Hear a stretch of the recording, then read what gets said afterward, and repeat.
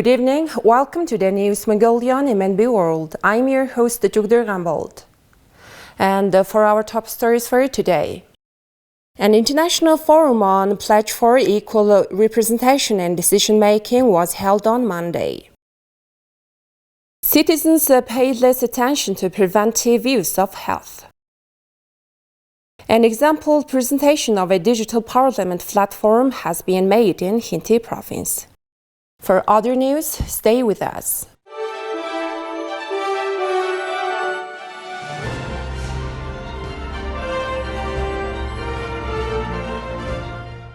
Representation of physicians saying that doctors of provincial and SOMS doctors' assessment of work is very low, and they need to increase the assessment tariff further. Therefore, we've reported from Urhanga province in this regard. Healing a disease is the oath a doctor has made, therefore it is naturally to rate it highly. But disease prevention is an equally effective task. However, our country has created a system in which disease prevention is valued less and treatment after illness is more common but expensive. As the saying goes, prevention is better than cure. About 19.5% is provided for financing public health and primary examinations. That is why it is necessary to change that performance financial methods needs to be refined.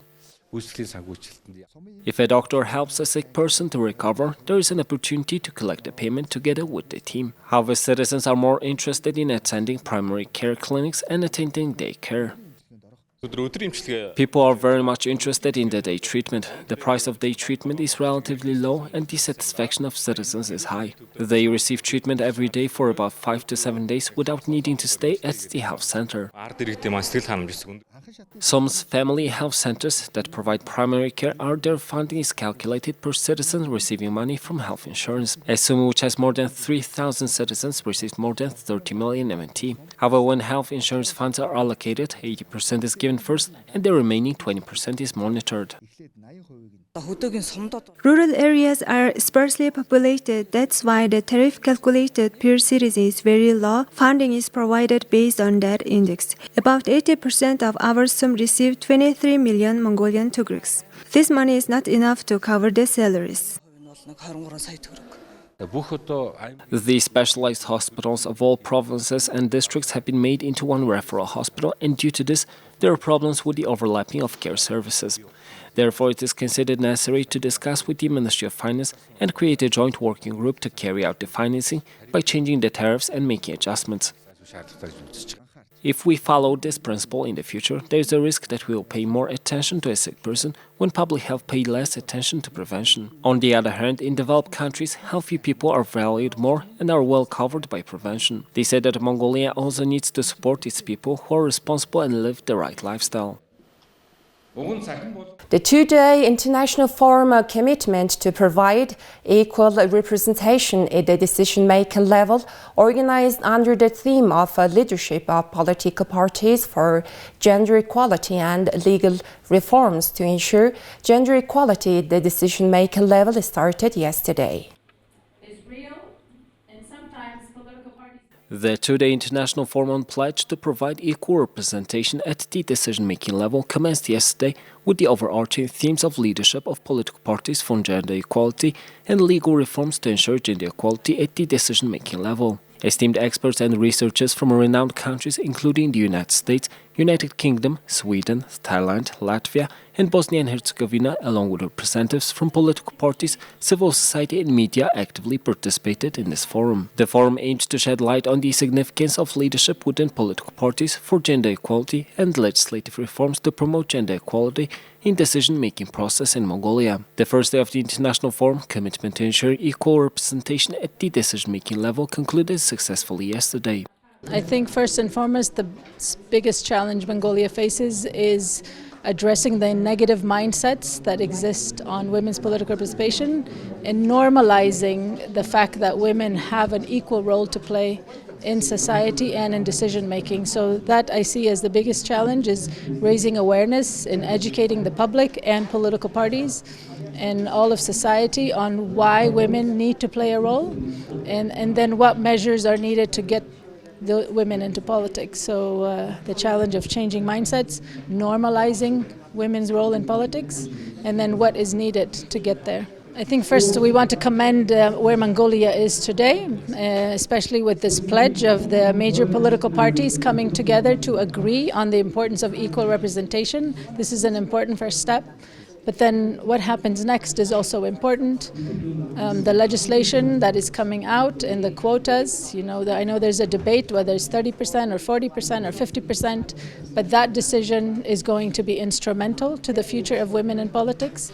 And then all the other measures, including political party internal democracy and how to get women on candidates lists of the parties. The parties need to nominate women, so that's a huge challenge that the party structure needs to change and the party leadership need to commit to doing something about. So these are the steps that are needed, but all of that requires you and the media to raise awareness on this issue, and civil society and organizations like the UN to play an active role in supporting the vision that Mongolians have for an equal society.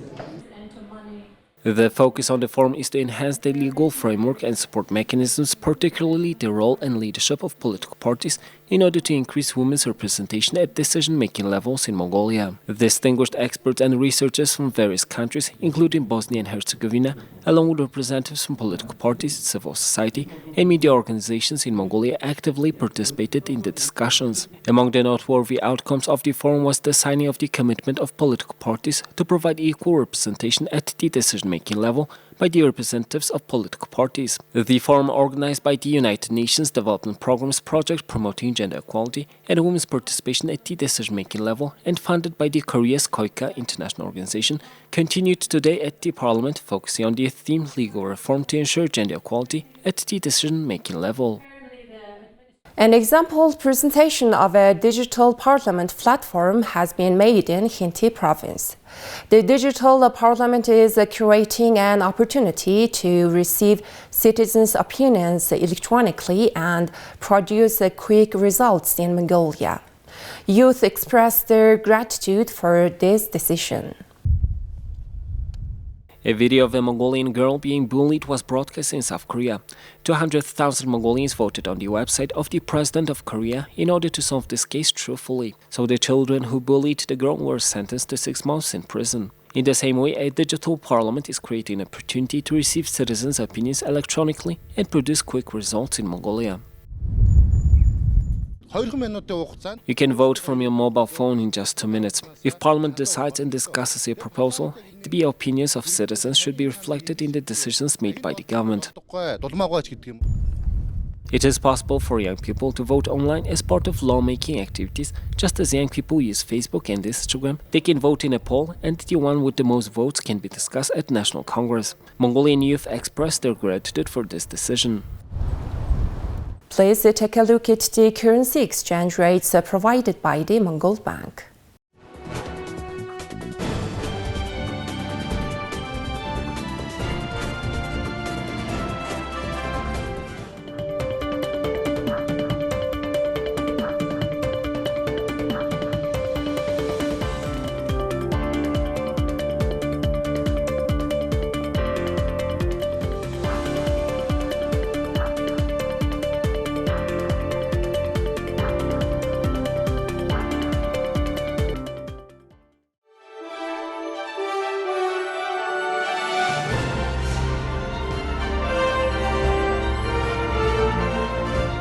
Please, here comes foreign news partnered with international news agencies.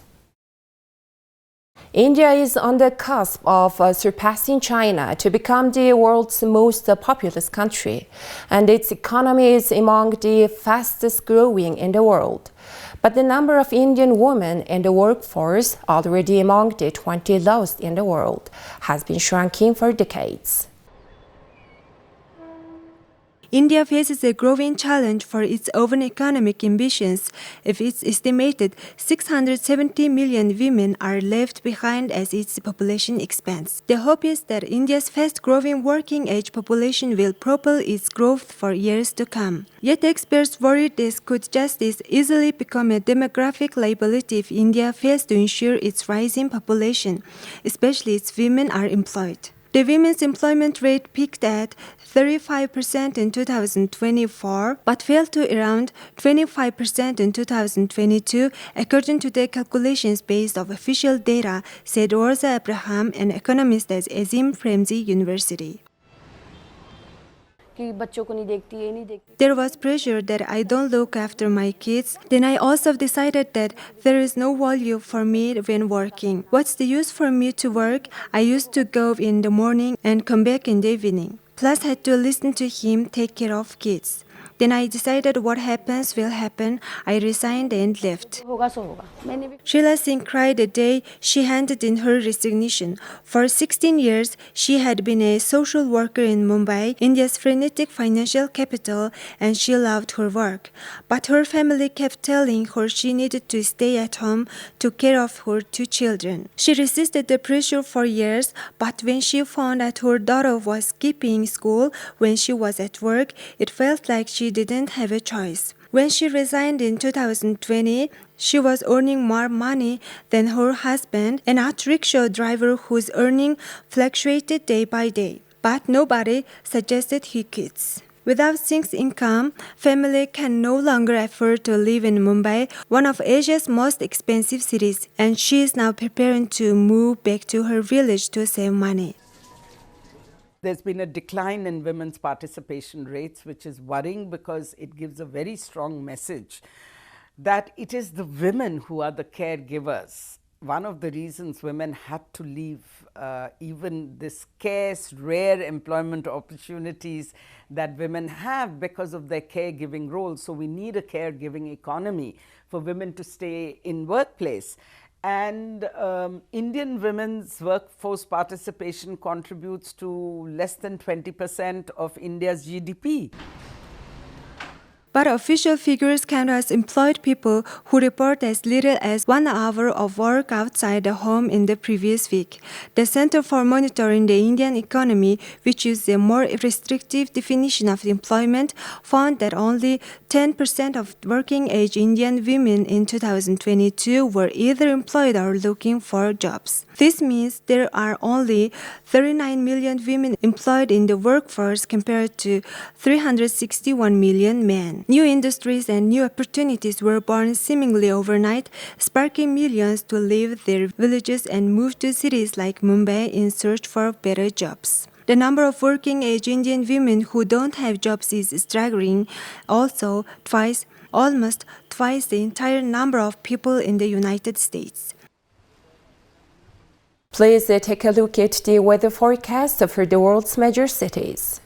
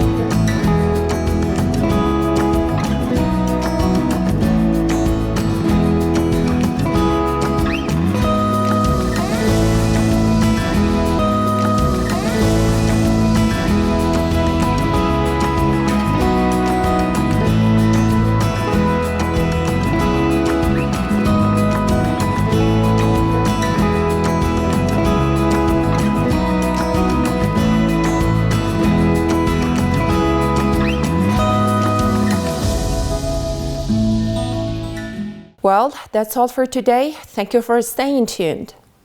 We'll see you next time with more news and updates. Have a good day.